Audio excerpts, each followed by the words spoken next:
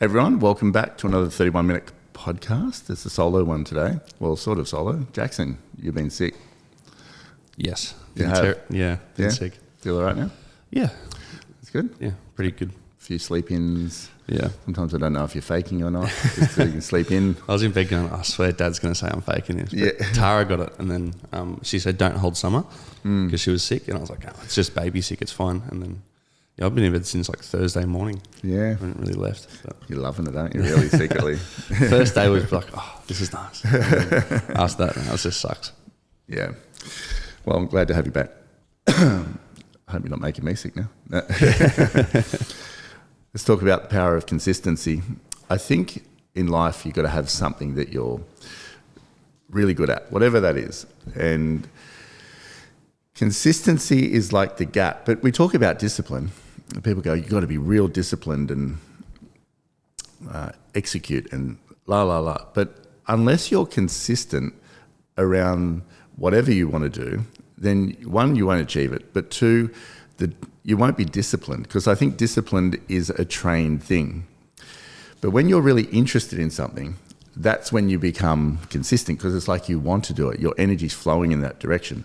And when people are like trying to get out of things or, just doing it half-cocked, it's like a bit half-baked, they're just not that keen. It's not your thing. I read a great book a while ago called Outliers, and it says that success has nothing to do with talent, or very little to do with talent. Sure, you've got to be reasonable at the thing, but it has the formula for why people achieve success. And even when kids are competing, 6 months can make a huge difference.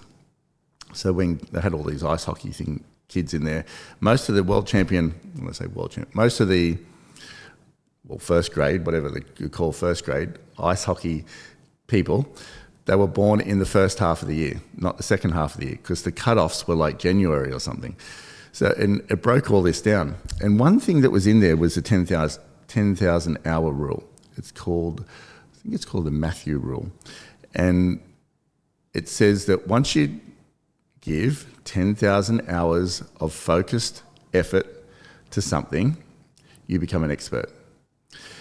And it had other people, so it tracked, and this book was, like, Malcolm Gladwell wrote it, but it also was studies done on lots of different things, violin players, where kids grew up, where like the families, the type of families, high income, low income, different races, and training as well. And training was a really interesting thing. The kids who trained more as they got older became pro athletes, or became the best in their field.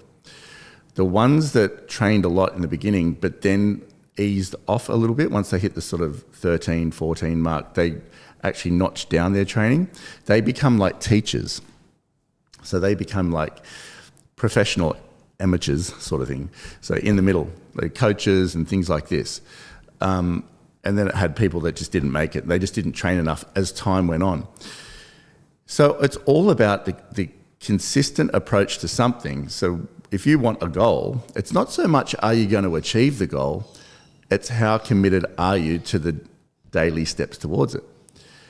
And you can't skip a beat, because the habit of consistency is really easily lost just by even a few days, a week, 2 weeks, and then all of a sudden you lose that momentum. And I really think it's about energy momentum, not just about doing the tasks.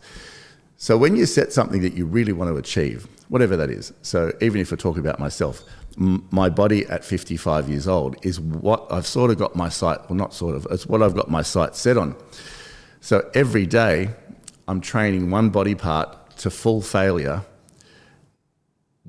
all the time. But there's other things that are attached to that. And there's days I just don't want to go. And look, I'm not saying I'm the person you should be looking at to do this, but I've learned a lot about my real estate career, becoming number one, what that took. I look back, and then you apply it to anything in your life.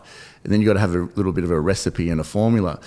But without the consistent part, it's like trying to bake a cake without stirring the ingredients. It just doesn't work. So when you set something, and sometimes you might be in a position where you're not exactly sure what you want to do, and that's fine. I would say maximize where you're at and start really doing like outside of work, say.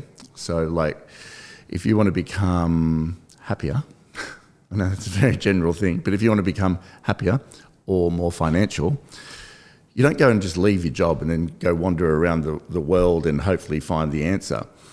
But what you might want to do is start developing a morning structure that you really enjoy. And it could be as little as 30 minutes of breathing, a cold shower, and a brisk walk, something like that.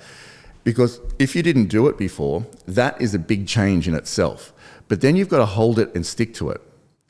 And then as things progress, you've got to protect it like nothing else. Because what quite often happens is life takes over and then people get not as focused about protecting their time and their habits and, oh, I'll sleep in tomorrow morning, rather than say, I'll go to bed earlier the night before. So I reckon there's a price to pay for consistency. And that price is discipline. But they go hand in hand. When you become enthused with something, so whatever that is, if it's becoming number one at your work, or if it's becoming financially free, or if it's becoming fitter, you set a target. You might write a vision, it's up to you, but you set a target, you say, that's what I'm going to achieve. Don't put a date on it. I don't really like the date on it thing. You just set the goal. And then you've got to work out what it's going to take to get there.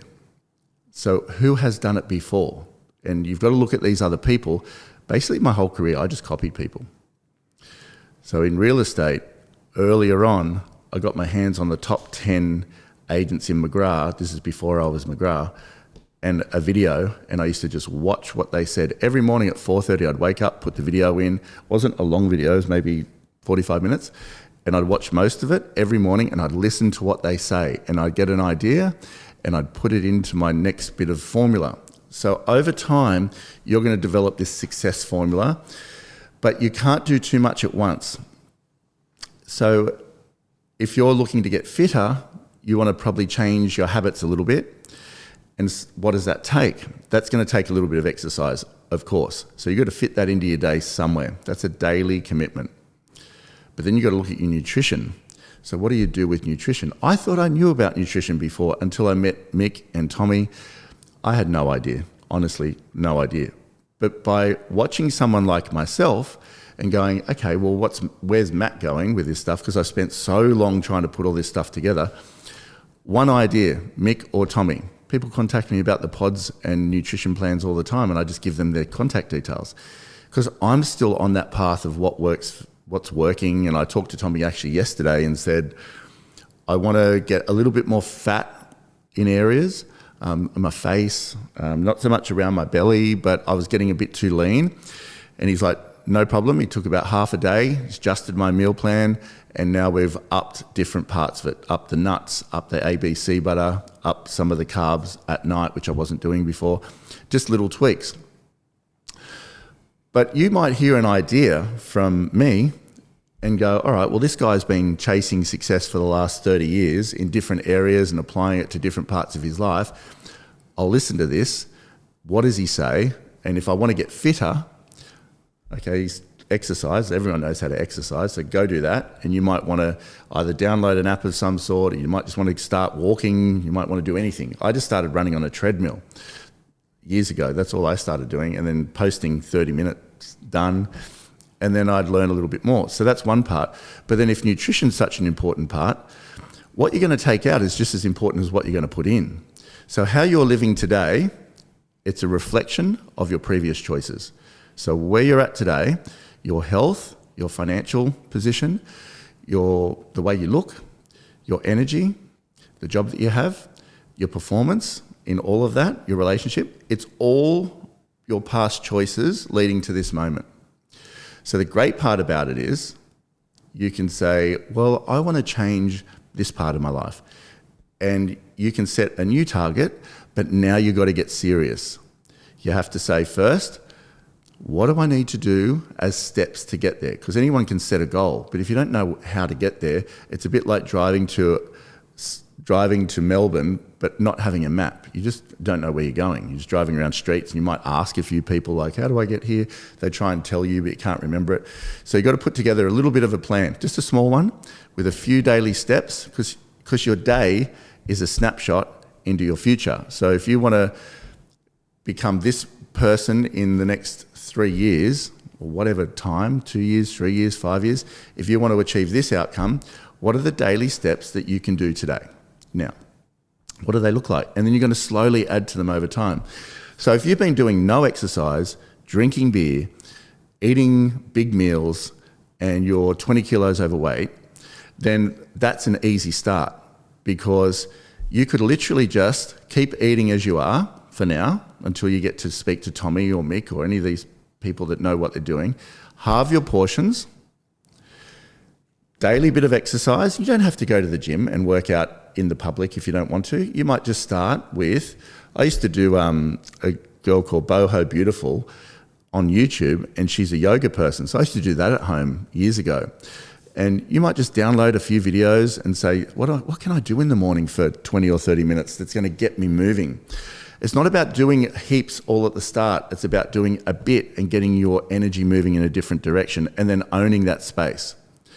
And then the beers, you might cut them out. So just by those 3 adjustments, a little bit of exercise, half the portions, take the beer out, you started. And now that's how you're going to live your days. Every day, no rest days, no cheat days, no things like this. You're going to get so used to living like this that becomes your base. And then over the next few weeks, you might talk to Tommy, the nutritionist. Now, he has a PhD in nutrition, specialised in nutrition and gut health for 40 years. Very knowledgeable man. So one meeting with him could save you literally 10 years of trying to work it out. So you would do that. And then he'd put a basic meal plan together. I've had 3 meal plans from Tommy now. Well, I had the start one, then I had a really in-depth one, and now I've had an adjusted one. So I've had 3 over the last 5 or 6 months, maybe 6 months, something like that. So see how you can dial it in. But your consistency, so the commitment around, I'm going to do this every day until I work out the next step, is your job. That's exactly what you need to bring every day. Anyone can do that. You can do it. The only reason you won't do it is because you're lazy and won't be bothered, or you're not managing your time correctly. So there's the only 2 reasons. So now you've got to protect that time. Put a little bit of a bubble around it. I do my morning routine from about 5 in the morning, maybe a bit before. Sometimes a bit after if I went to bed a little later. Like for instance, Tara wanted to watch some maths last night. I could tell she wanted a little bit of company watching maths. So I stayed up till about 9:15 last night, which is late for me. So today I got up at about 5, so just naturally. And I say a lot on the thing about waking up without an alarm clock. You might not be able to do that if you've been waking up with an alarm clock all the time. But if you start to think about it and start to adjust your sleep, you will, over the next weeks, months, be able to do it naturally because you've adjusted your sleep routine to fit so you naturally wake up. I think that's one of the most important things you can do.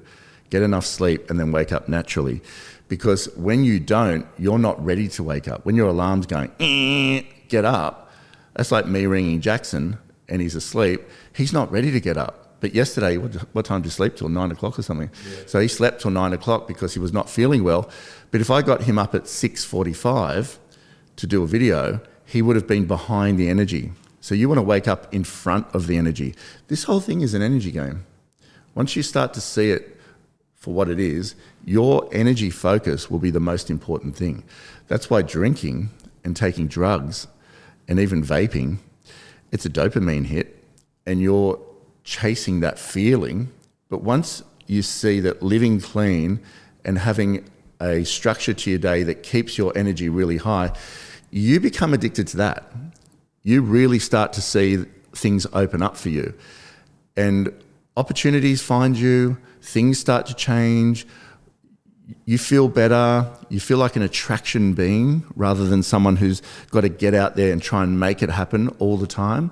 Sure, you do that still. Like I go to work every day and I do my thing and whatnot, but I'm in this zone now that I've sort of got really centered where things are flowing, and I can tell why they're not, and I can tell why that when they are. So when they're not, it's because of me, and something might, I might not be thinking the right way, I might not be feeling the right way, but when I click it back in again, things open up again, and everything starts pouring back into your life really, really well. Results, people, opportunities, everything. So consistency is your end. Yeah, it's your end of the bargain. It's your commitment. It's in your control. Then what that does is create discipline. Once you're disciplined around something, your habit's set then, because it's not a matter of, people say, gee, you're so disciplined. Not really. I just want the outcome that much. And I've been so consistent with it over time and protected my time, been so consistent with it. The discipline is easy because I don't want to let myself off. I don't want to lose that energy momentum. You can feel it picking up and picking up and picking up and picking up all along the way. And then it's a matter of what next? So what's the next piece of the puzzle? Slowly, slowly, slowly, slowly. So once you get used to the adjustment, if we go back to the person that wants to be fitted or lose 20 kilos, they've halved their portions, they've given up drinking, and they've done a little bit of exercise, and they've got really used to that, they're going to feel better over time. They're going to feel better even after a week, but 1 week, 2 weeks, 3 weeks. Then they consult with Tommy, they get some pods from Mick, then they start to go for a cold swim every day. So not too much, and that's all they're going to do for a while. They're going to stay there, and that's going to become part of their life also. And then you might be like that, but what you're going to do then is drill down. So you might stay with that structure because you've got to work. It might be could be someone who works from 8 in the morning to 6 at night. So you can't really do much with that time frame in there. You've got to work outside of that. But your meal prep might get better and better and better and better. Your understanding of nutrition might get better. You might not go get the convenient food ever. Like I just don't eat convenient food anymore. I just make sure I make it and prep it. Your exercise might get more intense. You're going to learn more about it. So although you've got 30 minutes to just go and exercise every day, instead of going for the walk or doing what you're doing at the start of this whole process, you're going to start intense training. You're going to start resistance training possibly. And you might start 1 or 2 body parts a day and do some abs or something like that. And then you've got this workout structure that's going deeper now. And I think that's really exciting when that starts to happen, because you're making progress. And when you're making progress, you're happy. You feel good. You feel fantastic. And literally you go to bed that day. Like today, I'm so excited about going to sleep so I can do it all again. Like that's where I've got to now. It's not about, I have to get through the day. I know the day's going to be good because I'm good. And it's all just a reflection of how you are. It doesn't mean sometimes things don't go right, but you weather them much easier because you're feeling so good all the time. My number one objective now is to be super consistent, feel great, and just be excited about the next step. That's how I love living now. And what has that taken? It's taken a lot. It's taken life adjustments. It's taken changing my entire life. It's taken understand, like you've got to spend time and go out and find people that are doing this stuff and learn, and then be bothered to be able to put it in your life. But like, for instance, the meal plans, Tommy stuff, I know I talk about them a bit, but you are what you eat. You look as you eat. If you eat rubbish for the next 6 months, you're going to look like rubbish. If you eat good stuff that that understands how it makes your body react, because your body's just a big machine. So what you feed it, it responds to. So when you do all of this stuff, Tommy has even the timing down pat in his meal plans. So eat this at this time, eat that at this time. Doesn't always work in the day. It's not always completely practical, but I can do it 90% of the time, I reckon. That's sort of how I am. But why? Because I want to look as good as he does at 59. He's amazing. Like literally everyone that comes in contact with him that I've seen, they all go, that guy looks incredible. He's glowing. But that's because he's glowing on the inside. Mick the Podman, he's a walking advertisement for what he does as well. He fasts and he eats these pods and all these stuff. So I've got all these pieces of the puzzle all being putting together to create the Matt Steinwade life system, the 31-minute life system. It's more than just 31 minutes. It means commitment. It means there's a price to pay for anything that you want. And the funny thing is, if you make great choices along the way, you'll end up in a great spot, whatever that is. But you can spend the same amount of time making average choices follow the impulse of drinking, follow the impulse of partying, follow the impulse of vaping, follow all of this stuff. You can follow the impulse of that for sure, because you're just looking for the hit. That's all you're looking for. Whereas on the other side, sure, it's a hit because not the same though. It's a hit because you've achieved that step, but it's a long-term hit. So one side on the good stuff that you're going to go on a journey of self-improvement, you are going to end up in a long-term, amazing position. There's a price to pay for that upfront, I think. Whereas the other one, the reward's really short. So, if we use Jackson as an example, every time he goes out, he spends all his money. Well, not all of it, but a lot of it. And he's like, I wish I didn't spend that much. But he followed the impulse of going out and having fun. That's fine. He's young. He can do that. But he hasn't developed the muscle yet to say, you know what? I think I'm going to save that $800 and not go out. And I'll do something really amazing tomorrow morning. I'll go for a swim, or I'll go for a surf, or I'll take some photos, or do whatever. So you have these choice in every moment to go this way or this way, this way or this way. And I know one path leads to an amazing life and an amazing results, and achieve all of the goals that you want pretty much. And even if you don't achieve the exact goal that you set, the universe always delivers something better, I reckon. Whereas the other way, sure, it's fun, but that fun doesn't produce great fruit long term. That's sort of how it is. So the power of consistency means nothing more than get excited about a target, and every day have a few little steps that you're following, but don't let yourself off, and do it over and over and over and over again. And if you can do that, your goal is pretty much guaranteed.